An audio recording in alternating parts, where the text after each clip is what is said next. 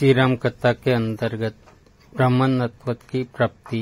यह कथा वार्ता जारी रखते हुए सतानंद जी ने कहा, ये रामचंद्र, देवताओं के चले जाने के बाद विश्वामित्र ब्राह्मणत्व का प्राप्त करने के लिए पूर्व दिशा में जाकर पुनः कठोर तपस्या करने लगे। बिना अन्न जल ग्रहण किए वर्षों तक तपस्या करते करते उनकी देह सूखकर कांटा बन गई। इस तपस्या को भंग करने के लिए नाना प्रकार के विघ्न उपस्थित हुए, किंतु उन्होंने उन सब का निवारण किया और वह भी बिना क्रोध किए। तपस्या की अवधि समाप्त होने पर जब वे अन्न ग्रहण करने के लिए बैठे, जो ही प्रथम ग्रास उठाया भी न था कि ब्राह्मण भिक्षुक के रूप में आकर इंद्र ने भोजन की याचना की। विश्वामित्र ने अपना भोजन उस याचक को दे दिया और स्वयं निराहार रह गए। इंद्र को भोजन दे देने के पश्चात विश्वामित्र के मन में विचार आया कि संभवतः अभी मेरे भोजन ग्रहण करने का अवसर नहीं आया है, इसीलिए याचक के रूप में यह विप्र उपस्थिति हो गया। मुझे अभी और तपस्या करना चाहिए। अतः एवं वे मौन व्रत धारण कर फिर से दीर्घकालीन तपस्या में लीन हो गए। इस बार उन्होंने प्राणायाम से श्वास रोककर महादारुण तप किया। उनके तप से प्रभावित देवताओं ने ब्रह्मा जी से निवेदन किया कि भगवान, विश्वामित्र की तपस्या अब पराकाष्ठा को पहुंच गई है। अब वे क्रोध और मोह की सीमाओं को पार कर गए हैं।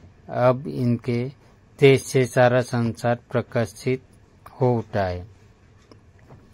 सूर्य और चंद्रमा का तेज भी इनके तेज के सामने फीका पड़ गया है।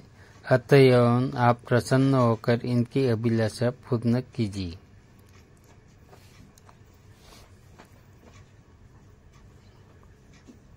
देवताओं के इन वचनों को सुनकर ब्रह्मा जी उनसे देवताओं के साथ लेकर विश्वामित्र जी के पास पहुँचे और बोले कि हे विश्वामित्र, निसंदेह तुम्हारी तपस्या प्रशंसनीय है। हम तुमसे अत्यंत प्रसन्न है और तुम्हें ब्रह्मन श्रेष्ठ की उपाधि प्रदान करते हैं। तुम संसार में महान यश के भागी बनोगे।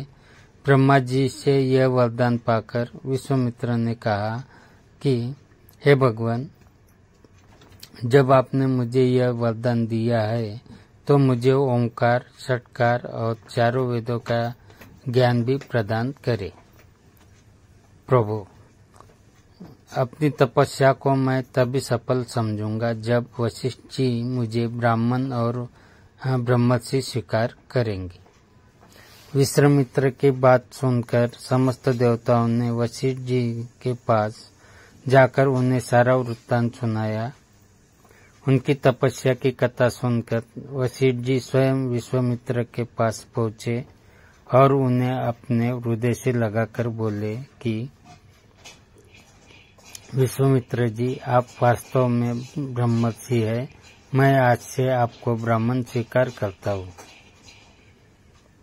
हे रघुनंदन, इतनी कठोर समस्याओं एवं भारी संघर्ष के पश्चात विश्वामित्र जी ने यह महान पद प्राप्त किया है। ये बड़े विद्वान, धर्मात्मा, तेजस्वी एवं तपस्वी है। राजा जनक भी सतानंद द्वारा वर्णित विश्वामित्र जी की कथा सुन रहे थे। वे बोले, हे कौशिक, मैं आपको और इन राजकुमारों को मिथिला में पाकर कृतार्थ हो गया हूँ। अब अधिक समय व्यतीत हो चला है। भगवान भास्कर अस्ताचल की ओर जा रहे हैं। संध्या उपासना का समय हो गया है, इसीलिए मुझे आज्ञा दीजिए। प्रातःकाल पुनः आपके दर्शन के लिए आऊंगा। इस प्रकार मुनि से आज्ञा ले राजा जनक अपने मंत्रियों सहित विदा हो गए। विश्वामित्र जी भी दोनों राजकुमारों के साथ अपने निश्चित स्थान के लिए चल पड़े।